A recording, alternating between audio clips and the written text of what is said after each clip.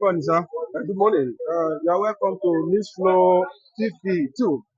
Um, there is one end bad government revolution that is coming up. It's gathering momentum. People have been calling for it. So, what is your expectation about this? Do you think something that happened in Kenya, do you think it can happen in Nigeria? We need to understand the Gen Z generation. That's where we are today. They are as sophisticated as anything. And they don't need to see the bad nature. They believe they are always on the side of the good nature. When you look at the bad nature and the good nature, nature has bad and has also good. So what William Ruto did as one of the youngest presidents in African soil is quite surprising. He played easily into the hands of the World Bank and IMF policies, and it became a threat to Kenyan citizens. And that is why you see the Gen Zs in Kenya, called the attention of the whole world, and you can see what is happening. And all of a sudden, William Ruto himself had to shift back and do away with anything that has with that financial big art that has thrown Kenya to that kind of protest that signals, an invitation for the youth in Africa to wake up. Ghana too is warming up seriously. So many African countries, their youth are actually warming up, for the D-Day. And the government, looking at it from that angle, have an intelligent report currently going on now because of the trending issues, because of the economic crisis Nigeria as a nation has found themselves, and they look at it that if it's going to come, President Bola Ahmed Tinubu see it, that it's going to tarnish his own image, and of course put Nigeria on the edge. I can eliminate Nigeria at the end of the day. So what he needed to do, having studied that intelligence report, is to make sure that the only thing I agreed to do after trial and error of so many economic policies that have not given any form of dividend, so is to throw the borders open. And that's what the president, very strategic, very smart thinking, very smart decision by President Bola Ahmed Tinubu. I can say it anytime, any day, that with this move now, people will begin to feel the impact, of nationalization, of nationalism. And let me tell you, the fact is this: hunger does not know presidency, hunger does not know tribe, hunger does not know religion, hunger does not know tribalism. Anything, anything you meet, they say a hungry man is an angry man. And that is why they are saying that if they continue with this present hunger crisis in the country presently now, definitely, Asura is going to be the target. And what is happening, what the Kenyan youth are trying to tell Nigerians today, you can see that behind the scene it's trending already. People are warming up for August massive revolution. And the revolution is going to start like a protest. Later it will turn to revolution. Later it turn to revolt. And then later it will turn to hashtag end bad government. And that will be the end of anything that has to do with APC administration in Nigeria. And they don't want to see that happen. So the only thing they can add now is to make sure that the borders are open. And that is what President Bola Ahmed Tinubu has done so far. But on that angle, there's also reservations. People are still trying to watch, an angle, because Nigerian youth need to move. Nigerian youth need to move forward. Nigerian youth do not need bad government in any form. And the APC has shown a bad image. And of course, Tinubu need to stand up, and look at how he's going to rejig his economic team, bring in experts, forget all these World Bank IMF policies. Forget this unnecessary connection, financial connection you are having with World Bank lenders or international financial lenders, that are bent on making sure that there's nothing that works in Africa, or that the developing countries in Africa does not have see the light at the end of the day. Jettison them. Let us build a domestic economy where the borders are open. Try to revive the refineries. Try to make sure that at least to an extent Nigerians are enjoying 24 hours electricity.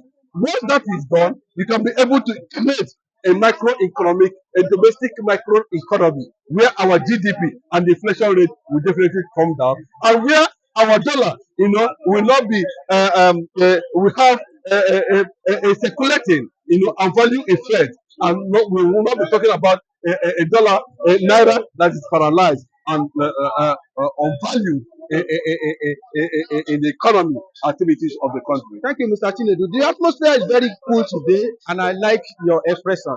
But let's look at it in this angle. Some people believe that since it is Yoruba and Fulanis that brought this present administration, then when it give them problem, if they want to protest, it's their problem. They should go and solve it. They should leave Biafra alone. That you are already a victim already. So they should allow you to breach and let them go and solve your problem. What is your, I mean, what is your own perspective about this thing? No, you About see, this?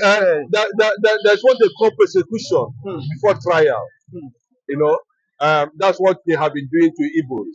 hmm. And the last one was, a pure gang up, between the Yorubas and the Fulanis, knowing fully well that the Southwesterner has once become president of the country, civilian president, talking about Obasanjo himself, vice president under Buhari. If there's actually consciousness, the two the two ethnic nationalities in Nigeria need to look at the other direction and say, okay, whatever that is good for A and what is good for B. So it becomes very clear that the Igbos are deliberately schemed out because of the voting system. Hmm. So what do you expect that will likely happen?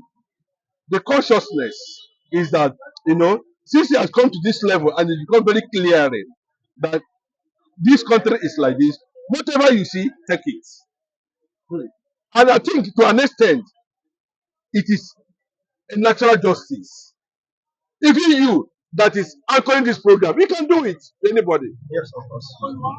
So based on that angle, we are calling, and that is why President Bola Ahmed Tinubu need to be very careful, because you can see what the kind of yellow card they are already throwing at him currently now, and he's signaling that his second term ambition might be something, that he really need to sit down and fight for. And that is why he's using a political calculation to see how he can leverage on that, and of course free Nnamdi Kanu in case, he said that the block vote did not come from the north. Of course, he used that of the east to replace it. So if you are staying on that direction, it is what is real, and we cannot be able to start discussing that now, because everybody knows where it stands for. That the injustice that's been meted to Igbos, has been there for over 104 years. They have not been able to access the presidency in terms of infrastructure, though the resources of this country comes from their land, and they have not been able to have direct, infrastructural effect even in their own region. Everything is being centered on the north and of course the west, who have continued. But let me tell you, it looks like the scenario is going to change, because if they struggle, Bola Ahmed Tinubu at the end of the day, and the man becomes very stiff and rigid in power. And of course, they want to cross over to see how they are going to extend a kind of romance to the Igbo nation. And that is when definitely we are going to define our stand at the end of the day. Some people have even believed that if anything go wrong in this country, blame it on Igbo. For instance, we want to do if we want to do that end bad government now, it's Lagos State that usually play leading role, and we have higher concentration of Omo Igbo in Lagos State. So what is your advice to your fellow Igbo people? If we are doing something like that, should they participate or they should withdraw? That should be that consciousness of orientation first. Hmm. Until that happens, that will determine the next line of action. Hmm. Hmm. So they should just watch and be conscious if they want to I said participate. that orientation, that consciousness need to, be there first. That we are part. See, we are Republicans. We are nationalists. We are builders. We define things. We illuminate. That's Igbo man for you. When you illuminate, you know what it means. You bring light, you bring relevance, you bring activities, you transform economy. That's what we represent. That's what we do. We don't do it. We do it seamlessly without any government input. Hmm. You have learned to live without even acknowledge the presence of government. Of course, you know You it have been now. adapted. It's Yeah. very clear now. That all our life it has been a struggling thing. You know what it means for you to stay in a particular place for 7 years before again will say, "Oh, yeah, take." For 7 good years, you are in one place under hunger and Perseverance. over. It just means you are being trained for survival. You are being drilled for survival. You have the perspective of the general universe at one particular place. So that was what makes Igbo man, an extremist. In terms of trying to survive at any atmosphere he find himself. You can see even in Lagos they are talking about, when Fashola came out with that gazette, you can see that they said that Igbos, 43% in population, 53% investment in Lagos State, Igbos alone. We're not talking of other tribes. So the impact is enormous, and that's why we're saying that, to an extent, Igbo man deserve to be deputy governor in Lagos State. Thank you very much.